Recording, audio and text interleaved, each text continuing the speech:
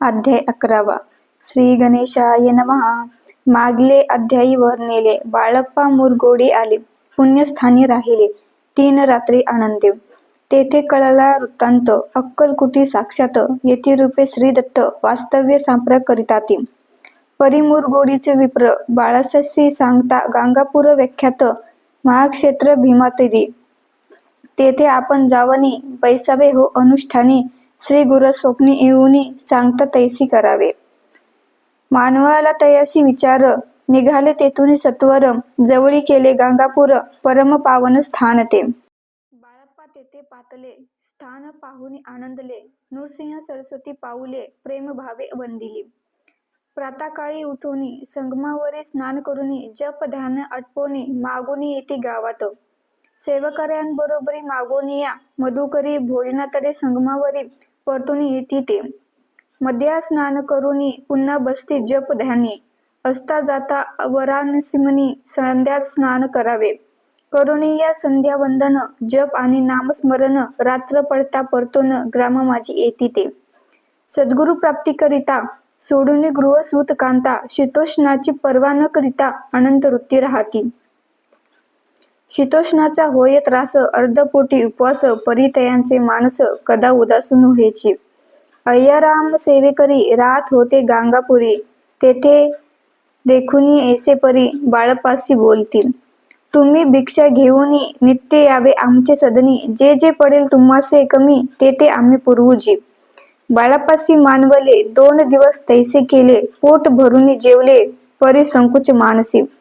जाणे सोडिले त्याचे घरी. मागोनिया मधुकरी जाऊनिया संगमावरी झोळी उदकी बुडवावी.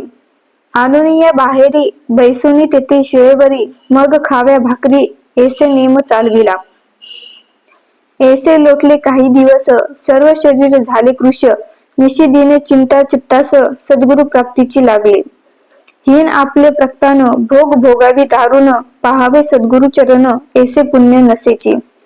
1 मास होता निश्चित. स्वप्ने तिने यतिमूर्ती येऊनी या दर्शन देती. बाळप्पा चित्त सुखावे. 15 दिवस गेल्यावरी निद्रिस्त असता एके रात्री ब्राह्मण स्वप्नाभितरी येऊनी अज्ञापी अक्कलकोटी श्रीदत्त स्वामीरूप नांदत. तेथे जाऊनी त्वरित कार्य इच्छित साधावे. आपण केले अनुष्ठान परी ते न झाले पूर्ण. आणखीन काही दिन क्रम आपला चालवावा. मग कोणी एके दिवशी बाळप्पा आले संगमासी. वृक्षतळी ठेवून वस्त्राशी गेले स्नान करावया. परतले स्नान करूनी सत्वर आले त्या स्थानी. वस्त्र उचलता खालूनी वृश्चिक एक निघाला. तयासी त्यांनी न मारिला नित्यकर्म आटपूनी ग्रामा माझी परतले आले. गेले भिक्षेकारणे.